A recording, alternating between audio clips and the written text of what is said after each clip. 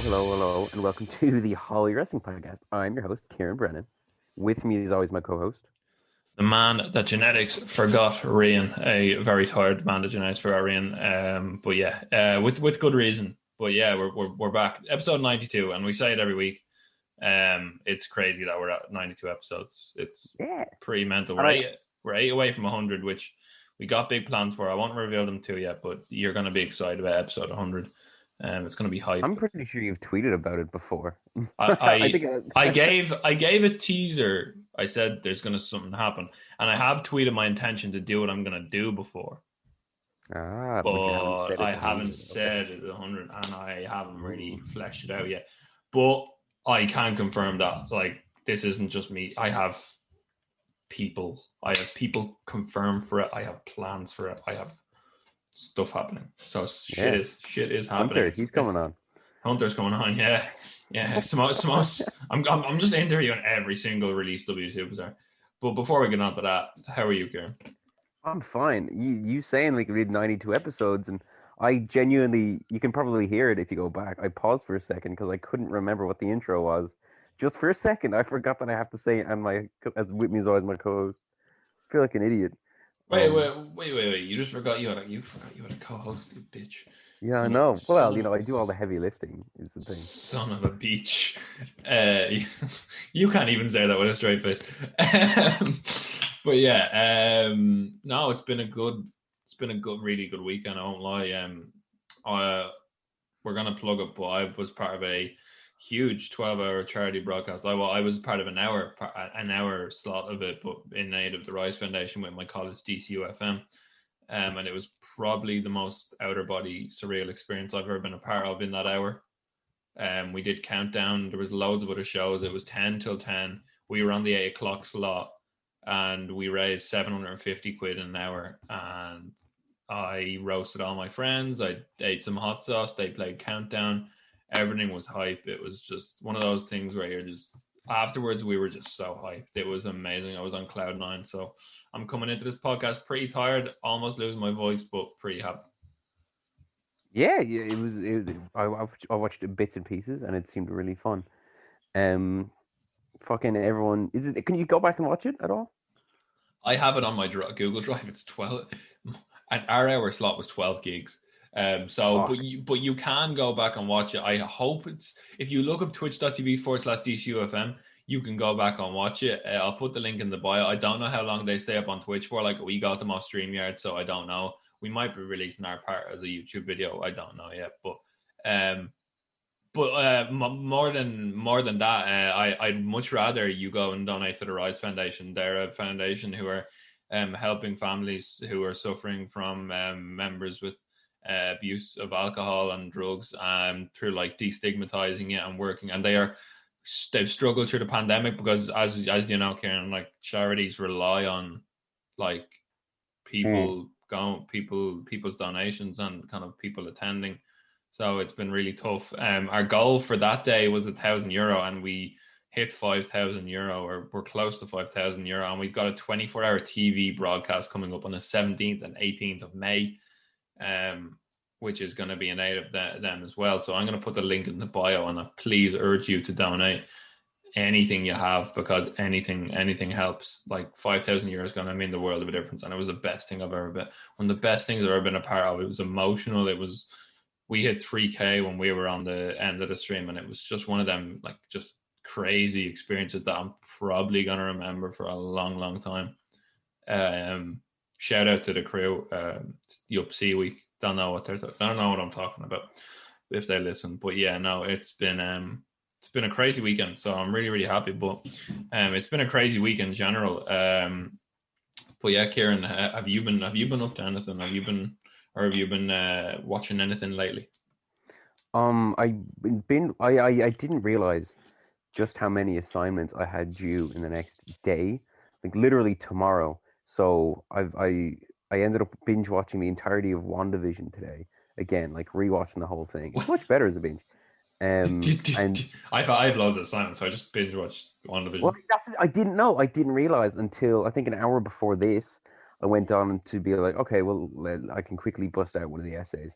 and I'm like, oh no, I have to write a 5-page script, 2,000 word essay, and make a presentation, fucking do storyboards and shit. I'm kind of, yeah, freaked a little bit out, but I'm sure it'll just be a long night, but it'll be grand. I'm I gonna can't. do some of it during this, by the way, if I'm I, ever distracted. I can't believe you're on here, but yeah, fair play. But no, yeah, go and support Kieran and his endeavors. Yeah, just Vimo me money, man. Okay. But yeah, Kieran won't get this reference, but in the same week that today the Super European Super League was announced, where a lot of, if those in America don't know, a lot of football teams decided to abandon all moral compasses and join and agreed to join a Super League, a Super European competition, because owners of football clubs are all about greed and money. And it kind of ties into our biggest news story of the week, where WWE have fired a range of talent. As someone comes into the room, um, but they have fired a range of talent. And Kieran, firing talent is kind of a normal, like, it's a normal thing. But I think the big kicker was the John Laurinaitis kind of statement, where he, as the head of talent relations, gave the reason of budget cuts for firing all these people. He was the one who made the calls, and that's what really fucking pissed me off. €1 billion Peacock deal. We'll go through some of the names and where we think they'll go, but there's some really huge names here, and it just really made me really upset. I called Kieran as soon as this happened. Kieran had no clue, and we were just like, holy shit. But Yeah. Kieran, what was your initial reaction when you answered the phone and you thought I was going to say I was dying, but I just said that a lot of people have been released? Well, well, I was sad for a couple of reasons. Firstly, that there was people released, and secondly, because you weren't dying. Um, but it fucking sucks, and these names surprise me. One is Samoa Joe, really surprised me. I cannot believe they're letting him go. It doesn't make Can any sense. Yeah, can we talk about Joe for a minute, man? I watched a compilation of his promos, and in a company where promos are scripted, my God, did that man over deliver every time he had a mic in his hand? Oh my, his Holy feud with shit! I know he's incredible. The whole build up to his Brock Lesnar feud was so good. Every week he'd come out and just be the absolute star, and That was the then one that was the one where he like went head to head and he like headbutted Lesnar and then like went at Reigns. But the one I remember in particular, and one of my favorite promos of all time, is when they're building up the Elimination Chamber, I believe, and Daniel Bryan has the title, and they're all in the ring, and all of a sudden Joe comes out and absolutely goes off. He's like, I ain't asking for permission. I'm here to put a champion to sleep. And he's like, I'm gonna defang the Viper. Then Jeff starts getting lippy, and he's like, Jeff, I already put you to sleep. Why are you out here? And Jeff gets lippy and he goes, hey, Jeff, why don't you pretend this is an AA meeting and you shut up while I'm sharing with the group? Like that. It was absolutely like an annihilation of absolutely everyone. It was mental. And then mm, we have the Jeff Hardy promos, the ones that are just like way too fine to the bone. But Samoa Joe and the Styles ones as well, even though that few kind of slightly underwhelmed, those Styles promos where he was just psychotic. That's what happens when you can tell Joe and AJ and Jeff are mates, because those promos were very, very personal. But he was just so good. The one where he said to Renee Young, like a stay-at-home wife, the reference to Dean Ambrose. Uh, do you remember the one he cut on Roman Reigns before Reigns went to fight Lesnar in the cage in Saudi Arabia? no, what do Where you say? where he was like, you're gonna keep bitching and moaning, and Brock Lesnar is gonna get richer, and like I'm gonna be waiting at Backlash to put you to sleep. He was just so good, man. And if you look at his Ring of Honor stuff, him against Kenta Kobashi is one of the fucking best matches of all time. It's just so good. He wherever he goes. But Kieran, I'm saying this now: if Eddie Kingston versus Samoa Joe happens, I will need a new set of underwear. Holy fuck those promos, man! Could you imagine Joe and Kingston with no script? Mm. It'd Like be really fantastic. But I don't know, is he going to wrestle, do you think? Or is he going to stay in a more whatever managerial or commentating role? whatever he does, man. Like if he gets clear, that's gonna be amazing. But whatever he does, it's gonna be great because he's got a voice. Yeah. You never lose your voice. except in very like that's ironic as I about to lose my. But in terms of wrestling, you don't lose your ability to cut a promo. You don't Yeah. lose your ability to be on commentary. I don't. I think he'd be very different on commentary in AEW. I think he'd be able to flesh out his if he goes to Ring of Honor. If he goes anywhere, honestly, Joe would be an asset. But there's a lot more here. But I think Joe was the big kicker. But his his new bio, which is really cool. I think Kieran, you're asking will he wrestle again? I think his new bio kind of answers that. Where it says, "My name is Joe. I kick people for money. It's a pretty sweet gig. Perspective and perseverance are prime in all things." I think he will be back. I'm not going to lie, and I'm excited. But yeah, let's not give a bit of disrespect to some people. I'm going to read out the list of names, Kieran, and we'll just talk about who we want to talk about. So we had Samoa. WWE has come to terms on the reason of Samoa Joe. They didn't even give them independent ones. Samoa Joe, Peyton Royce, Billy Kay, Mickey James, Chelsea Green, Tucker, Kalisto, Bo Dallas, and Wesley Blake as of today, April 15, 2021. We wish them all the best in their future endeavors. As per Fightful Sean Ross Sapp, John Laurinaitis has cited budget cuts. And Kieran, how tone deaf was it to do it on the exact day that they cut people last year? Yeah, fucking the most profitable year they've ever had or whatever, 2020. But budget cuts, silly, stupid. I love Billy Kay as well. I'm fucking really, really sad to see her go. She was so funny. She was such a great The personality in the, icon, you know. yeah, the Iconics are gonna if they do their thing together on the Indies, they are going to make bank. Well, Uh, you assume Peyton Royce would go fucking to AEW purely because Ty Dillinger's there, or whatever yeah, his name is now, Sean uh, Spears. Yeah, yeah. Mickey James will find. I think Mickey James sounds like I don't know why, but she gives me that Impact vibe. She might go to NWA because Nick Aldis is there. I hate to use the kind of boyfriend thing, but sometimes your personal life is kind of shapes your. Chelsea Green is obviously with Zach. With what's his name? Oh, what's his name now? Matt Cardona. So we might see them. We might see Chelsea Green would be great in AEW. I think she never really got a chance. She just got injured. Tucker, man, Tucker wasn't happy. He said, "I can't wait to tell my story." I'd say Jericho got an instant boner when these releases were announced. He's gonna have like 8 Talk is Jericho episodes lined up. Samoa Joe on Talk is Jericho. That's something I want to hear. Kalisto. I mean, I don't know if we've seen the best of him. Like he seems like he could be a really, really good wrestler. yeah. Bo Dallas. Bo Dallas is a weird one. I wouldn't be surprised if we never see Bo Dallas in wrestling again. I won't lie. I Um, don't know. He he's hasn't done anything in a long time. I feel he's he was good though. He was like what? He was NXT champion, wasn't he? He had a cool run. yeah yeah. Do you remember the scene? Remember when the security guards dragged him like out of the like arena or whatever? Remember that? Yeah. Remember?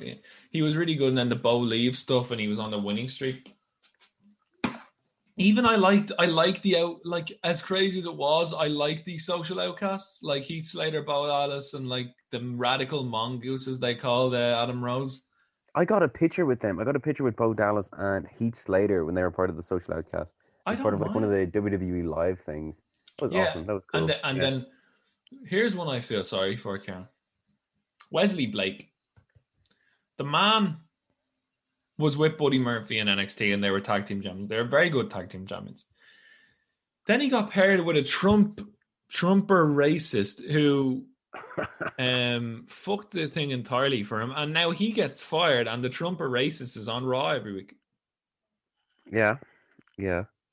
I I don't mean, know. it is what it is. But I wish them all, we wish them all the best. I really, really hope all these people. The thing is, back to Bo Dallas, sorry, there's been reports that him and Liv Morgan are like living on a farm, like the self sustainability kind of thing. Oh, that's nice. So maybe Bo is more focused on that. But if he's shredded. He could do shit. Like I don't see any of these guys would be assets. If I were AEW, I'd be very, very smart about holding on for a bit. Um maybe I mean there's Andrade in the mix there. I mean this might be in a very, very like Kieran, this might be a very, very exciting summer of wrestling. It could Um be. It could potentially be a very, very exciting summer in wrestling. Um, my one hope if Samoa Joe just calls out Eddie or just joins Eddie Kingston and John Moxley in that faction. Fuck it, I don't care. Three guys who would rip your fucking head off. Um, but yeah, I'm excited to see where everyone goes. I think the Iconics would be amazing. Um, Billy Kay getting refired after the work she's done over the last few, the resume gimmick and shit like that was just She was like the star of that women's Royal Rumble a couple months ago. She was so good in that. Hmm. Now she's gone. It's sad. I really hope she does something cool. Yep. It's mad. It's been a mad couple of days. So let's hope that they find They've their asked for their, well, they're planning, I think, to ask for their 90-day compete clause to be like terminated or whatever. No compete clause. Yeah, to like get rid of that. Mojo Rawley's gone as well, by the way. oh Um, shit. So apologies to Dean Mutadi. I think his real name is. It's announced that he's been released as well. I think Mojo Rawley be a great personality elsewhere. I mean, I wouldn't be surprised to see a Hype Bros reunion. Um, but yeah. Um, Mojo had some good time, some good moments in amongst all the crap that he was given. Remember that blue fucking eye gimmick where he broke the glass and shit? oh fuck, I do. Yeah, you would like talk in front of a mirror or some shit. Yeah, fucking stupid. But yeah, it is. Again, it is what it is. Let's hope that they make the best out of their situation. And yeah, Talk is Jericho. I'm sorry, not Talk is Jericho. The Broken Skull sessions with Steve Austin went down. I listened to the first hour and a bit, and it was very, very interesting. They opened in the first 5 minutes. All of the Elite and Hangman Page were mentioned. They talked a lot about Jericho's career. His new book is coming out. Kieran, have you heard about his new Mm, book? It's got no. he wrote down every single match he ever had, how many star ratings he got from Meltzer, how much money he made, where it was, Ugh. and it's all going into a book. I mean, Uh, if it's just talk, like if he's discussing the match, sure. But if it's just an encyclopedia of what happened, I would not pay for it. I think there must be something. There's like a forward from someone in I forget who's doing the forward. I think Lance Storm might be doing the forward on. Yeah. But yeah, so yeah, no, Jericho was very, very talkative, very, very open about how it all came about. It was a Mm. cool story, but yeah, no, I'd suggest go checking that out if you got a spare time. Well, I hope you're enjoying the show so far, whatever it may be, a weekly podcast, an interview, a collab, maybe a Project Dits special like it's coming up soon. But before we go on, I want to tell you about our sponsor. It's a bit crazy, but support for today's show is brought to you by Manscaped, the best in below the waist grooming. Manscaped offers precision engineered tools for your family jewels. They are trusted by over 2 million men worldwide. Join the movement for all the below your waist grooming needs. They're fantastic. And they just launched in Ireland, Kieran. How cool is that? Like that we are kind of one of the first to kind of get our hands on the products when they've just launched in Ireland. It's the coolest, and we've wanted them here for a long time, to be fair. You hear about them all over the world. Every podcast is sponsored by them, and we finally got to try out their products. Yeah, and they are fantastic. They're nothing short of fantastic. So you can be one of the first men in Ireland. Me and Kieran are lucky to be part of that group, and you guys can join us. We will give, as of course, we will give you the code at the end. But yeah, I mean, below the waist grooming is something that's like kind of known, but no one talks about it. But it's known to be very difficult with conventional razors. You get a lot of issues when you're using conventional razor down there because it's not like shaving your face. It's very, very different. And Manscaped has basically revolutionized that and fixed that. I've had issues with conventional razors, and it's great to have this just easy below the waist trimming tool. So they've redesigned their electric trimmer, Kieran, as if they couldn't get better. They've just released a new and improved Lawnmower 3.0, and I got my hand, and we both have our hands on it, and it is fantastic in every way. The grip is fantastic, the razor is fantastic, isn't it? It's so good. It's surprisingly good. We got the performance package, which is just like, it's a premium product. It's surprisingly good, worth every fucking cent, in my opinion, at least. It's really well presented. The actual Lawnmower 3.0 itself is really good. I tried it out last night, if I do say so myself. Really great grip. There's an LED light on it to help you with like precision grooming. It illuminates grooming areas for a closer and more precise trimming. You can see every twist and turn around your balls. It's excellent. It's one of the coolest features. Yeah, and if you're like me who shaves in the dark, sorry, not shaving there, just showers in the dark, and I might not shave in the dark, but if I am having a shower in the dark, then the LED does help in that way as well, because it is a really cool LED light and it's very, very strong. Yeah, the like premium product, like when we say premium, we're not like just saying that. Like the battery lasts up to 90 minutes, which is fantastic. A lot of the problems with some other electric razors that people try to bring out is the battery life. There's an easy charger port, as me and Kieran have. You just plug it into your USB into your wall, and you just stick it in. It's like basically the same electric system as your electric toothbrush. It's got like a little charger port, and you just stick it in. The third generation trimmer features a cutting edge ceramic blade to reduce grooming accidents with the skin safe technology. So it protects you at all times, and the waterproof technology is helpful as well, because as we've said, you do it in the shower. You are grooming in the shower. You wouldn't be doing it like your normal shave at the sink. And then obviously Kieran's mentioned the LED light, which I really, really love as well. And if you're listening to us speak right now, we want you to experience it firsthand for yourself. And as Manscaped said, as we are an Irish podcast, make every day feel like St. Paddy's Day for your balls with Manscaped. And as the box said, your balls will thank you. And as we said, we have a code, so you can get 20% off and free shipping. And Kieran, before I go on with the code, I think free shipping is huge. The addition of free shipping is very generous, because as it is an American product and coming over overseas, shipping overseas to Ireland is huge. So the free shipping to include it with the 20% off is fantastic.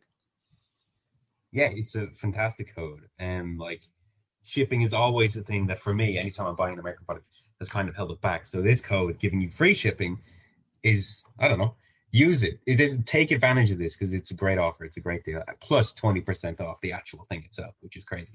Yeah, so let's not beat around the bush. No pun intended. But get 20% off. Get 20% off plus free shipping with code Hallway. That's HALLWAY, all capitals, at manscaped.com. Get 20% off and free shipping with code Hallway at manscaped.com. I'll say it again. That's 20% off plus free shipping at manscaped.com using the code Hallway. Use the right tools for your job. Trim your pants potatoes and your balls will thank you. Let's get on with the episode. Please enjoy. And as we said, enjoy the products, and hopefully we'll see you soon. But Kieran, there's been another big, huge bit of news, because NXT moved to Tuesdays, and we wondered how that ratings would go. Did you hear about AEW's rating? They hit 1.2, right? 1.2 million people watch Dynamite, and with good reason. Unless there's any other news, that might be a good segue into Dynamite, because they had a very, very What did NXT get? I didn't hear about them.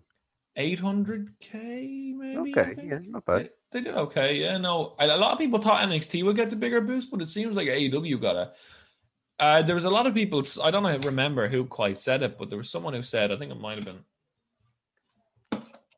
been Dave, said that it might be because of the people who didn't know that NXT had changed days, and they might have accidentally turned on. And I can't imagine that being a thing. I think that might be reading too far between the lines. But 1.2 million people, and they opened the card with a main event worthy pay-per-view match between Triangolo della Muerte of Pac and Rey Fenix, who is just outshining himself at the moment, and the new heelish Young Bucks, Kieran, who came out with their Nike Dior shoes on. They were just being dicks. Matt was like mimicking his own. They were accompanied by Don Callis, who's obviously been the spark that lit the flame under the heelish Young Bucks. They were just like pretending to be their old selves. Matt did a pretend desperation tag and went over to the face corner to just to go like, oh yeah, like pretending to like hot tag it, just to be in like oh yeah, I'm going into the face corner, because remember when we were like good people. But this was all about the wrestling, man. Phoenix, oh my god, he is just insane. He did some stuff on the ropes that I like, running across the ropes and kicking Matt in the head, and then flying over the top rope over the barricade in the space of 5 seconds. Pac, Kieran, how we're talking about the releases. how WWE never. I know he's short, but how WWE never saw a main eventer in that man is beyond me. My God, he's Well, he was the NXT champion for a while, right? yeah, but man, look at him now. He's like easily his Dragon Gate run plus. I've seen him live in person twice, and it's been insane.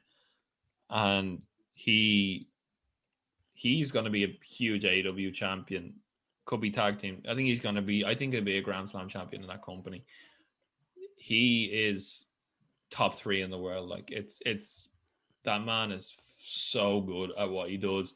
Yeah, it's that thing that I keep bringing back here. But when there's certain people who make wrestling look like it actually fucking hurts like hell, which it does, but a lot of people don't know how to portray that perfectly, whereas Pac gets it completely. Like there was so much craziness. This match went 30 minutes and I didn't miss. I'd love to watch it again tonight because it was just so good. The stereo poison Rana's super kick, Phoenix hit an amazing cutter on the outside. Pac hit the Black Arrow, but Nick broke it up.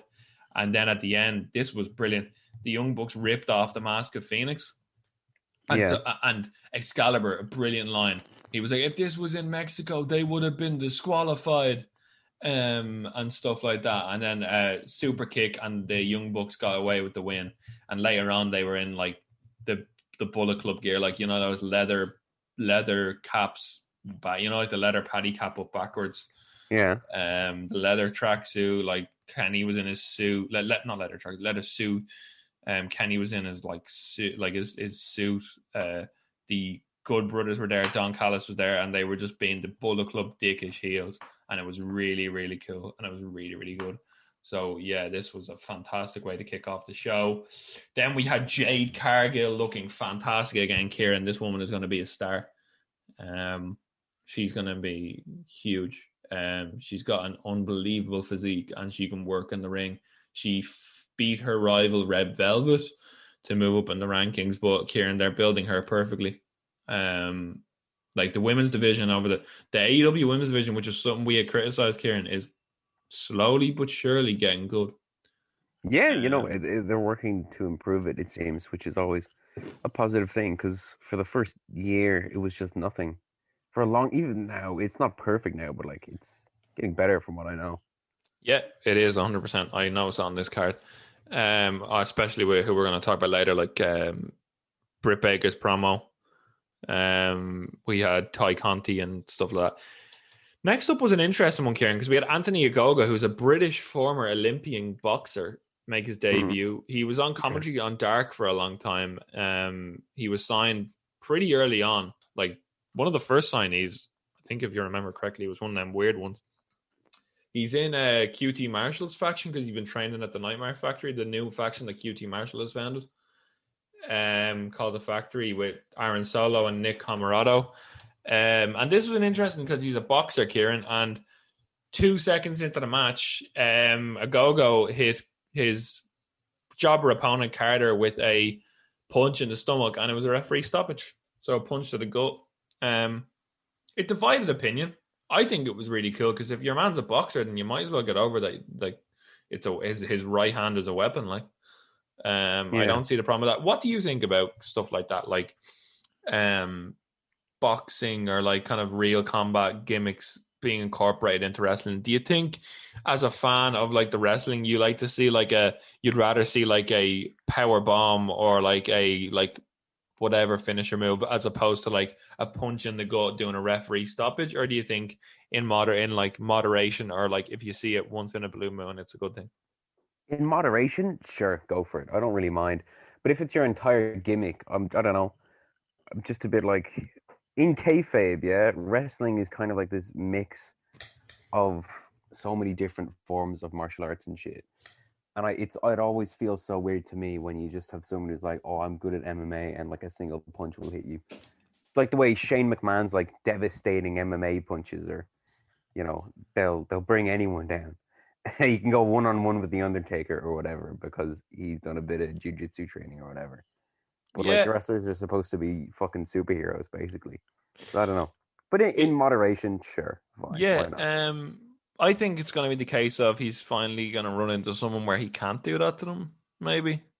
Like that seems like the natural progression. But next up, we had the first meeting of a member of the Inner Circle versus the member of the Pinnacle with Mike Tyson. Iron Mike Tyson was the enforcer, Kieran, and he promised to call it down the middle. He didn't take bribes from anyone. Obviously, a former foe of Jericho's now got MJF got on his bad side.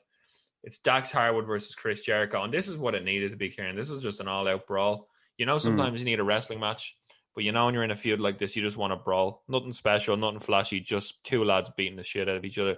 They had one person at ringside each, so Cash Wheeler was at ringside and Sammy Guevara was at ringside. The highlights of this match, there was some just outside interference, and then Harwood got up on the thing with the bat. Tyson pulled him down, and Kieran Tyson hit fucking hard. Tyson hit Cash Wheeler with a right hook, and it landed. Like as much as it could, it fucking landed. And fair play to Wheeler, he sold it like a motherfucker. He dropped, and then all the factions like spilled into like the arena. So obviously the rule was broken. But Tyson, obviously, after he flattened Wheeler, Jericho hit the Judas effect and won. And then Jericho announced Mike Tyson as an ancillary member of the Inner Circle, which I'm assuming means like honorary. I don't know. You can correct me if I'm wrong. But yeah, Wheeler obviously got carried out by Wardlow to sell that the fact that he was knocked out. And they're building the blood and guts. So yeah, that's what it needed to be. It served its purpose, Kieran. Mike Tyson is a draw, even though he's drugged up to the max. I don't think he was on shrooms. He does have a daily dose of shrooms, but I don't think he took it at this point. He just seemed quite stoned. But yeah, next up we had the in-ring return of Chris Statlander. She came out to the Pixie song with the best friends. So the best friends are with her now, and she beat who is reportedly a very good indie wrestler. Sorry for the yawn. Oops. The energy is so low. The energy is so low. Listen, sorry, listeners. Yeah, no, it is what it is. No, we're bringing. Yeah, I think it matches the kind of the sad news this week. But Amber Nova is apparently a very, very, very, very impressive indie wrestler. But she was here to put Chris Statlander back over. Statlander has some really, really cool moves, Kieran, and she loves the booping people's noses. And she won as you'd expect. It was a bit longer of a match than, like, them like kind of slightly longer than a squash match, but it served its purpose. She got all her best hits in, and she looked very good. So let's see if she can build her way back up. All right. Then Britt Baker cut an amazing promo. Just like she's continuing her. There's Buster. She's continuing her like there's amazing like just heel work where she basically after Red Velvet lost, she was like Tony, look at that win-loss record. What does that say now? I was third and she was second. Well, she didn't have a loss. Now she has a loss. Now I'm above her. And it was just like, yeah, you're right. You go up into number 2. So Britt Baker goes up into number 2. And Britt Baker was like, I'm going to keep fighting on AEW Dark Elevation just to improve my win-loss record. Putting over the new show, which I watched. And if you're going to watch a match, Takashita, I think I'm pronouncing this right. Is it Takashita? Or is it looks like it's Takashita, but it's pronounced a different way. I can't really remember for the life of me what it is. But he's from DDT, one of Kenny's friends. But he's more than just Kenny. He's a fantastic wrestler against Danny Limelight. Takeshita, that's what it is, Takeshita. And they had an amazing match. So if you have the time, and Paul White's great on commentary, by the way. Is he? Okay, that's good. Really, really, really, really good. He looks like he does his homework. And then we had Taz and Christian's interaction, because obviously last week Christian said, Taz was like, Christian, I want to get you in the Inner Circle. Sorry, not the Inner Circle. I want to get you into Team Taz. I'm a really big fan of yours. I always have been. So Taz was like, I'm a huge fan of yours. And then Christian came out and he just goes, I'm not helping Taz. They are a dumpster fire at the moment because Ricky Starks and Brian Cage were told to stay backstage. And Christian had an open challenge and he just said, I'm not helping Team Taz. Not a chance. Taz comes out bitching and moaning. Taz always does this thing where he starts talking before you can see him. It's great. And he just sounded like, as I said to you off air, Joe Pesci, someone said, and I can't unhear it now. It's great.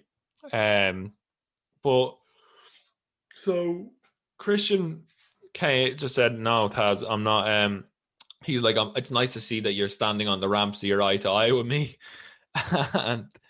and Taz was like, if I was standing on my wallet, I'd be 3 feet over you. And Christian just goes, all the home money, yeah, Taz? All the home money. And Taz just goes, I never liked you, Christian. You were always carried by that other guy. And it was just so good. And then Will Hobbs beat the shit out of Christian with Hook. With Hook at ringside. Hook didn't get involved, but Hook has a hoodie on, but man, I've seen his physique underneath. There's been photos of Hook in training. He is like a machine. That man is going to be brilliant. But yeah, that promo was just really funny. And then to our main event, Kieran, and as you can expect, this is chaotic. Darby Allin versus Matt Hardy in a Falls Count Anywhere match for the TNT title. Darby Allin is just mental, like so mental. Like some of the stuff he was doing, yeah. Steel steps got crashed into his head, into his skull. He was doing some just mental stuff. Ethan Page and Scorpio Sky tried to attack Sting from behind until Lance Archer interjected. There's a Lance Archer Sting feud building, I think. And Sting threw Darby Allin the bat. They beat each other up on the ramp. Few exchanged low blows. They went backstage. Hardy climbed a ladder backstage and put Darby Allin through the announcers, through the table where BJ Whitmore and Tony Khan were running the show from.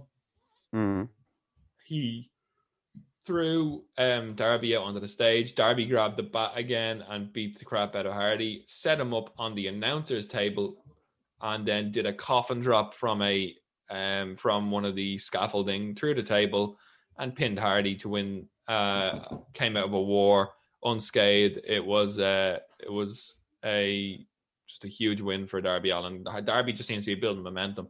I don't know who's going to take the belt off him, but like whoever it is going to be like, you wouldn't think this a year ago, but whoever's going to take that belt off Darby is going to look like a star doing it, because Darby's built it up so well.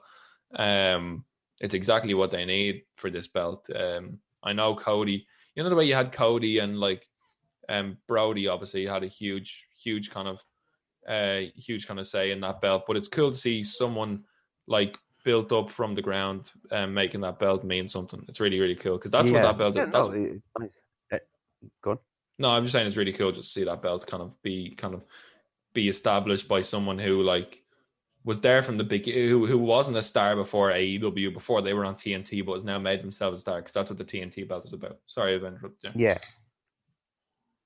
No, that's basically what I was going to say as well.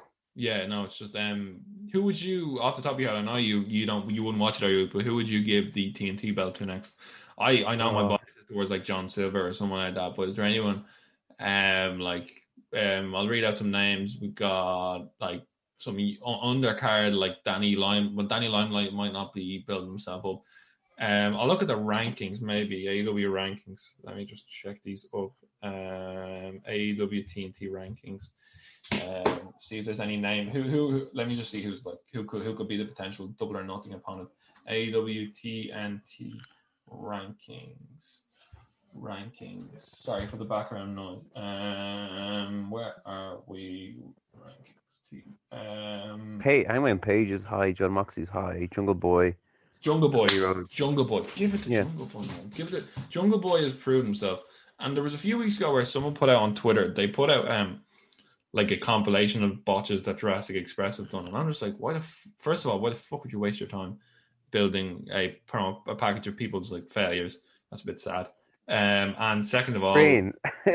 You know who we've had on? Well, you've had on the show before. Who? No, but as in that's in no, but as in that's in jest. As whereas this guy put a compilation of Jurassic Express failing and just goes, oh look, these guys are shit. Whereas okay, yeah, sure. Whereas Matthew is Like it's satirical. It's like it's got like the Simpsons references in it, and it's like, oh, boop. Whereas this guy was just like, oh, Jurassic Express are shit. They should never be on TV.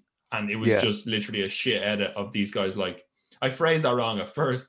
You really did. But when you just like slice clips together of people's like failures isolated in the match where they could have had a good match and just call them shit, that's a bit uncalled for. Where Jungle Boy, that final four of that Battle Royal at Revolution with Pac and John Silver and Phoenix was amazing. And he had a match against Dax Harwood, which is one of the best matches on Dynamite this year.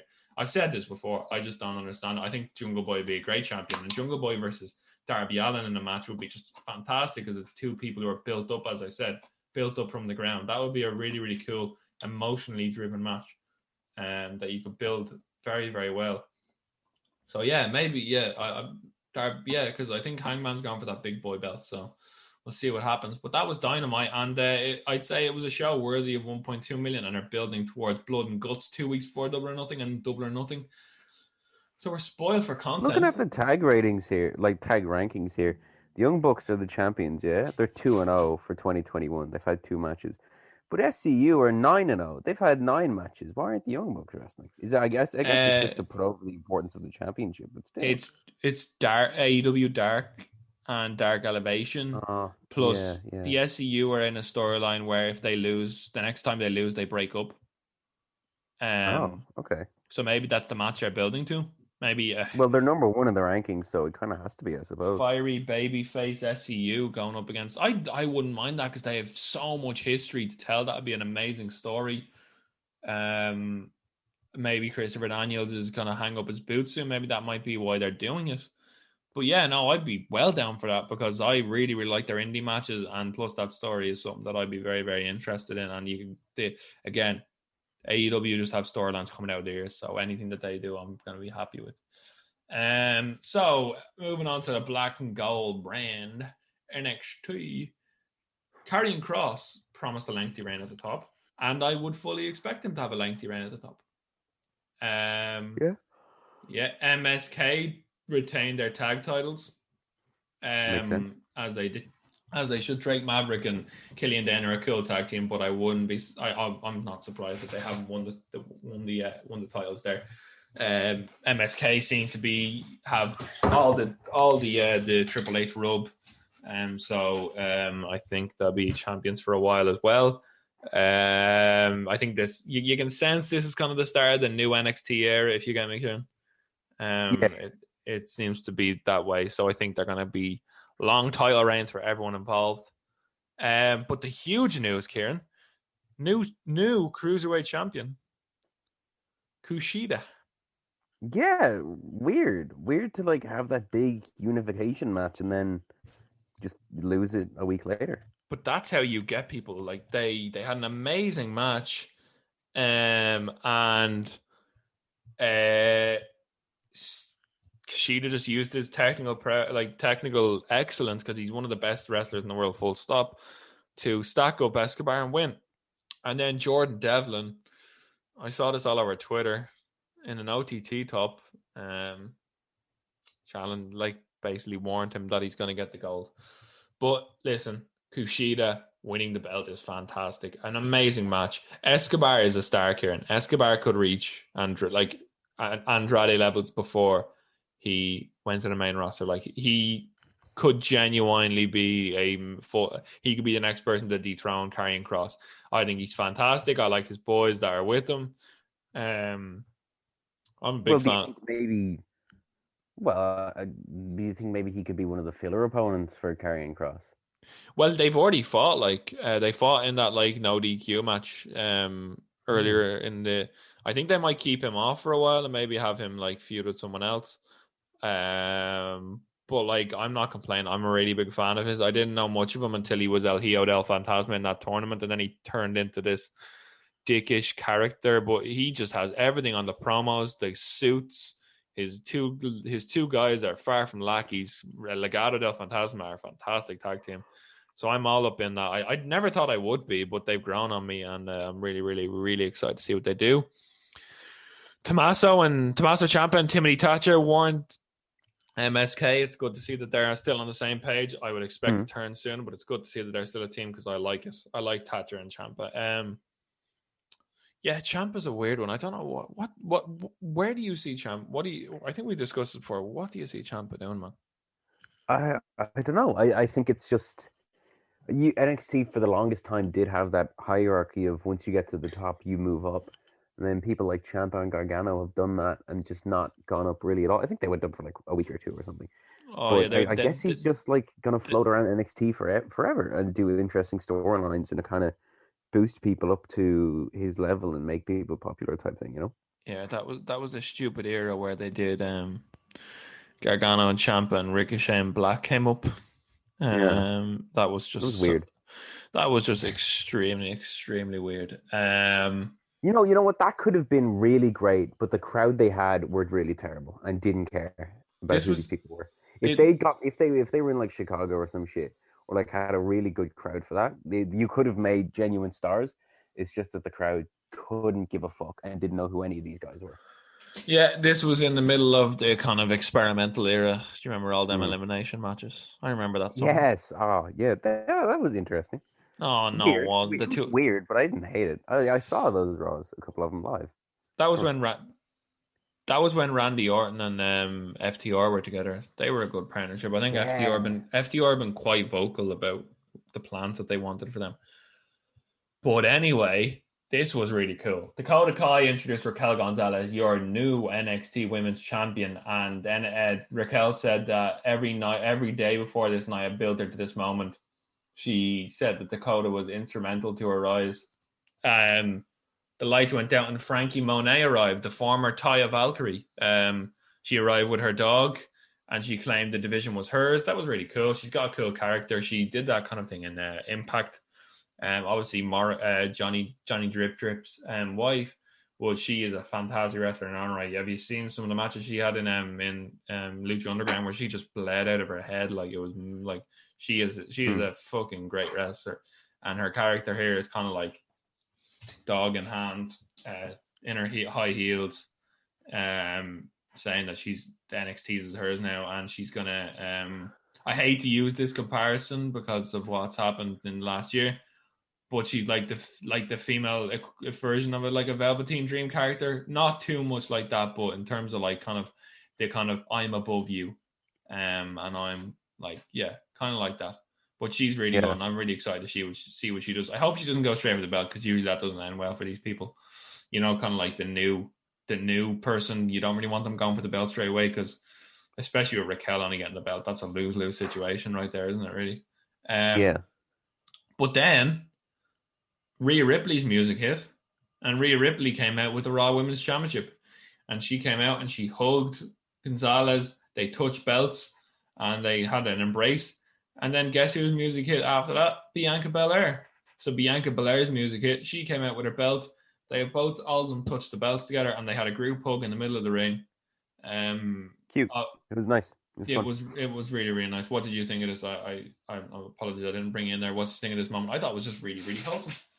Yeah, and that's exactly it. It was nice to see all these people who, you know, a couple months ago were on the same roster, now be, you know, they've made it, for lack of a better term or whatever, and they're doing really well. And it was just very happy. I'm like, yay, these are all really amazing women's wrestlers, and they're all at the top of their game, at the top of their brand, you know. Yeah, no, like before the pandemic, these people would have gone to like house shows together. And if you've watched the Breaking Ground series, they go on a bus together, they go on a plane together to all these different towns and run these. They got to make another Breaking Ground series. That was incredible. Series. Man, could you imagine making an NXT Breaking Ground now? It'd just be Drake Works running around with a fucking American flag in his hand. Ugh. But still, you know, I'd love to see one. It was so good. Aaliyah has been called to the office again after more poor performances, and she's just walking past, and all of a sudden you hear, "Make America Great Again." But yeah, Isaiah Swerve Scott and Leon Ruff had their like 100th match. This was fucking interesting. Roderick Strong had a meeting with William Regal and said, "I'm done." He handed in his resignation and said goodbye. What do you think this is a part of? Do you think this is storyline? Do you think he's gone up to the main roster? Do you think he's actually done? I don't think they do a storyline like that if he was done. What do you think Roddy Strong is doing? Him and Marina Shafir handed in the papers stating that he was done. Pete Dunne said he was after gold again. But this Roddy Strong thing is interesting, Ken. I don't know. Maybe he is going up. Maybe they'll bring some of the Undisputed Era up. I guess maybe. I don't know. It's interesting. Although the fact that they didn't come up on like the Raw or SmackDown after Mania kind of says that maybe they're not. Well, it's around the time where Bobby Fish is meant to be coming back. Maybe Bobby Fish and Roddy Strong are going to be the new heel tag team. Maybe they return and attack someone. That'd be a cool injection into the tag division. Like, I know that they were in the tag division before, but maybe like a real edgy kind of Bobby Fish and Roderick Strong team might be something to look forward to. But yeah, and maybe with Marina Shafir as their manager. I don't know. Yeah. I don't know. Or maybe just the female, like she could inject herself into the women's division. Obviously, they had a lot of matches when they were not Bianca Belair, Shayna Baszler's people, and they're quite green, but like a lot of time has passed, and I'm willing to like give them another, not as in give them another chance, but I'm willing to like see if they've improved. And like Jessamine Duke and Marina Shafir seem to have a lot of personality with the up, down stuff, so they could definitely. So I could definitely see Marina Shafir being a mouthpiece, like for Roddy and Bobby, because Roddy is not a great talker. But yeah, that could be very interesting. Here Isaiah Swerve Scott beat Ruff, and then Ruff attacked Scott backstage, saying he is not done with Swerve despite losing clean. That needs to end. That needs to end. Yeah, it does. Loomis, Bronson Reed, Ember Moon, and Shotzi Blackheart defeated The Way. All right, big clusterfuck. Yeah, Gargano wasn't very happy afterwards. Apparently, The Way are losing their way. Well, hey, that were triple rhyme. But Bronson Reed hit the tsunami on Austin Theory, so clearly Bronson Reed is going for Gargano again, Kieran, and I really fucking hope he gets the belt because Gargano needs to move on. Yeah, I mean, yeah, he does. But hey, he never will. And he will die in NXT, and he'll outlive you. So.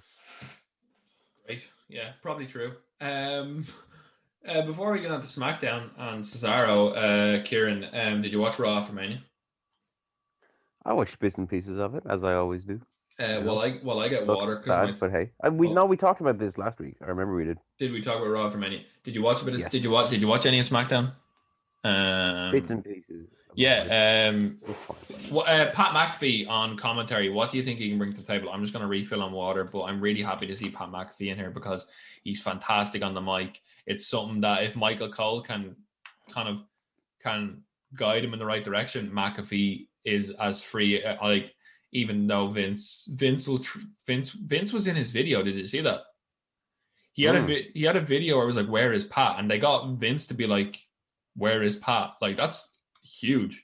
So talk to me about McAfee and what you think from what you've seen in NXT, what you think he can bring, and then obviously any thoughts on SmackDown before I get back with the water. My throat's about to die. Yes. Yeah, no, Pat made like a fairly fucking big splash in NXT when he did arrive there. Even if his debut was very much like everyone beforehand was like, "This is stupid," and then he went actually good. And I'm curious as to if they will involve him in any actual wrestling angles or if he is purely just a commentator, because we know he can do both. I think he'll bring a really good energy to the commentary booth, but I guess we just have to wait and see. They did Roman Reigns versus Cesaro. It looks like that's going to happen, which is going to be fucking awesome. That's going to be a really great match. I'm really excited for that. Cesaro isn't going to win, unfortunately. I think I was reading on a Cultaholic article that one of the reasons Roman retained in the first place is because they think they can have a bigger match down the line, be it John Cena, The Rock, or most likely probably Brock Lesnar. But having Cesaro versus Reigns, that's a fucking fantastic match, and I'm really excited to see that. Even if it is a WrestleMania Backlash or whatever, Uh, Stupid name. I think they could drag that out till SummerSlam. Hello, everybody.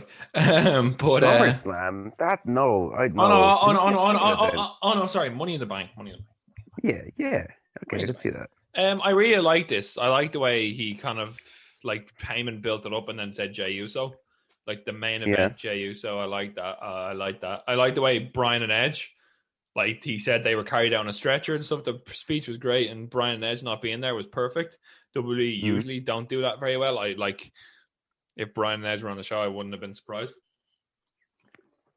Yeah. But yeah, I loved it. Pat McAfee was really good on commentary for what he gave. His podcast is great, and I expect nothing less from him on commentary because he's a good talker. But Cesaro looked great in the suit. I didn't like, and a lot of people hated Kieran. You know when there's something cool and you just know WWE are going to bury it into the ground. They showed they showed the UFO 3 times in the first like 30 minutes. What UFO? The Cesaro move where he swings them around. Oh shit! Yeah. They I fucking don't know. buried It's pretty them. cool looking. I know, but do it once. Don't do it 3 times and be like, "Oh, look at this! This is so amazing." That's not how you do it. If something is really good, you don't need to be told that it's good. Yeah, I get what you mean. I didn't like it, and and that was one of the main criticisms. But we had Ray Mysterio defeating Otis. Nah. We had a WrestleMania rematch between Kevin Owens and Sami Zayn. Wasn't complaining. Owens defeated Zayn via countout. So it's like Zayn just gave just gave up, and then Owens came up, hit Zayn with a stunner, said he's focused on bringing Sami Zayn back from being a cray-cray. And then it's been confirmed. Apollo Crews announced in his Nigerian accent that his new associate is Commander Aziz. Kieran, thoughts, feelings, and emotions about Commander Aziz? Don't care. No interest. I like Apollo. God, I don't really like. Generally, anytime there's like a decent act and they give him like a little lackey or whatever, it's a bit like, ugh. It never really goes anywhere, or just like kind of fades into nothing and boringness. But hey, I do like Apollo, so maybe it'll be decent. Cruz, the chokeslam, he christened the move, formerly known as the Samoan Spike, used by Aziz as the Nigerian Nail. What is it with alliteration? Like, clearly Vince. Oh, what do you mean alliteration? Boo! Shut the fuck up. That's a nitpick, Rain. That is a nitpick. Clearly Vince has been on too much Leaving Cert English. Like, what the fuck? Vince has been reading up on his Leaving Cert poetry in English. But yeah, Bianca Belair, this is cool. Montez Ford and Dawkins hosting the celebration for Montez Ford and Dawkins. Banks was furious with an interview with Kayla Braxton.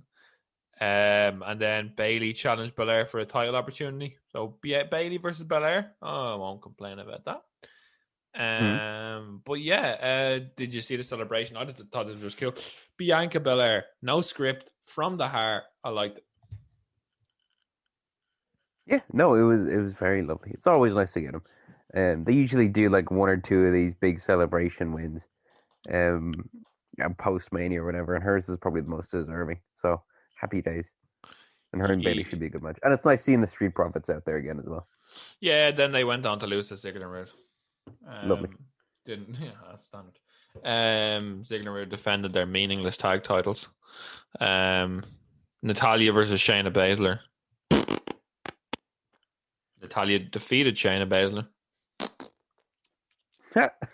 Really? That's okay. That's odd. Best women's wrestler of all time, Kieran. Have you not heard? Tamina rocked Jax with a super kick and stood tall with her partner to close out the segment. Oh, it was a roll-up. Of course it was. I didn't even watch the match. Cesaro Jey Uso was fantastic. Just really, really good. Up until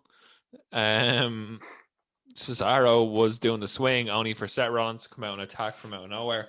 Michael Cole was like, Seth Rollins wasn't going to let this happen. He's got bad memories from the swing. And then Seth Rollins did what he kind of does best and just screamed off Mike. it's not over until I say it's over and stuff like this. And Cesaro sold this brilliantly. He was like, I don't know if you saw this, Kieran, but like he didn't just lay in the ring. He was like kicking the bottom, like furious that he was about to get a huge win and get a pad to Roman Reigns, and then Seth Rollins, the little bitch, interrupt him. Yeah, love it. So like, so to answer your question, Kieran, maybe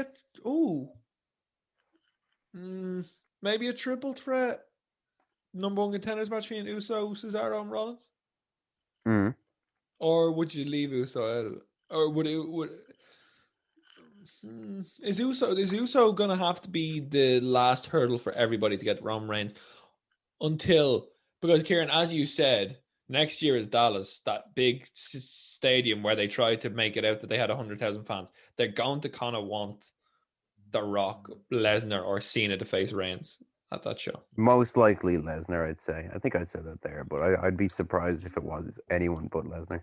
But yeah, now they're going to want to make a huge number, and what a way to do it other than the kind of revisiting of a storyline. But they're just going to do it so much better because you're going to have a fired up Beastie Boy and you're going to have Roman Reigns with Paul Heyman in his corner. But back to my question. What do you think Jey Uso? Is Jey Uso going to be the last hurdle? Are we going to see Jimmy Uso come back? What do you think is going to happen with this Uso, Rollins, Cesaro situation leading to Reigns? I mean, I think Jey Uso is really, really good, as a like a singles wrestler. So if he's getting matches, fuck it, sure, may as well. Even if I did just complain a minute ago about having a little lackey, I think Jey Uso is a great exception to that rule. Yeah. We're getting up to that point. We're about 6 weeks away from money in the bank, maybe. Well, maybe next is Backlash, right? Yeah, but we're about. I want to think ahead, like about 8 weeks away. Who do you think? If let's just play hypotheticals here. If it means something, who do you think is going to win the Money in the Bank? Oh, that's a tough question. I genuinely haven't thought about it at all. Fuck, my throat is hurting me right now. I'm sure you can tell. Maybe Cesaro. Genuinely, maybe Cesaro. Yeah.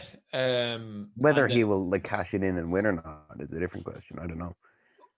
Or maybe Cesaro wins it and then gets transferred to Raw, and then maybe who's the champion on Raw? Fuck. Lashley is. Lashley. Maybe Cesaro defeats Lashley to win the belt. I don't know if Cesaro will ever win the belt, but if he wins the thing, get him over to Raw. I could see the Fiend winning it and like having a special, crazy, unique belt, briefcase or whatever. Yeah, I don't know, man. It's gonna be weird.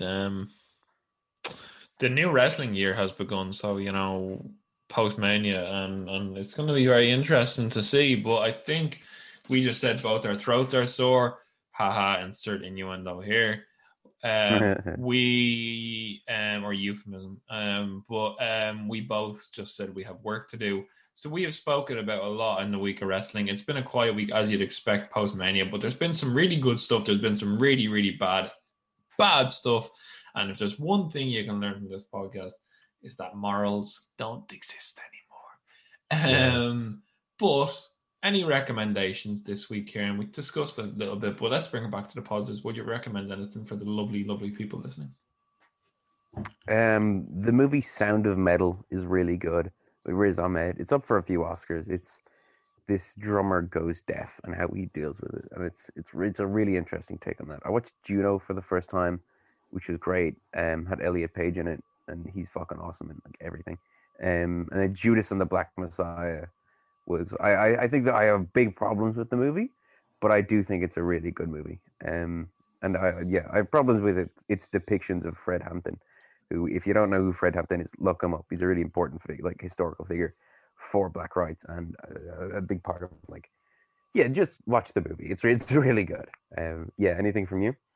As I said earlier, we the DCU TV have their 24-hour broadcast coming up, and obviously I'll put a link in the description to the Rise Foundation. They really, really need all the support they can get, and we're currently on course to smash our target. So if you do have any money spare, please go and donate. I promise you it's going to a good place. There's so many people working tirelessly. The 24-hour broadcast is going to have so much good stuff on it. I am involved in a Hot Ones. We're going to do Hot Ones. I think there's Come Dine With Me planned. I think I might be playing a charity golf match against a pro and filming it. We might see. There's going to be so many more people. There's going to be so many like just challenges, just interactive games. There's going to be. They're doing it on Zoom this year, so everyone's getting really creative. And as someone who's looking at it behind the scenes, there's some really, really cool stuff going on to entertain people. And I have raised a lot of money for Rise because, you know, I'm really, really passionate. I'm really, really passionate about doing stuff for charity because it's good. It's good to give back because when you kind of realize that there's people out there that are not as fortunate as yourself, and it's really, really cool to see smiles on people's faces where normally it'll be sadness. So it's really, really cool. And please go and support it as much as you can and tune in on the 17th and 18th of May. 24 hours is going to be mental, but if you can tune in for any, like, there should be a schedule out soon so you can pick and choose what shows you watch. That's all I have for this week. I've been way too busy to watch any TV. I just watch crappy YouTube videos. So not crappy, but I watch YouTube videos. So my voice is nearly gone. So Kieran, let's take it home, and I will see you guys next week. Yeah, well, I've been your host, Kieran Brennan. With me is my co-host. The man that today's forgot Ryan. No, I actually haven't gone yet. The man today's forgot Ryan. Yeah, and as we say at the end of every episode of the Holly Wrestling Podcast, morality is dead. Yes, long live. I don't know.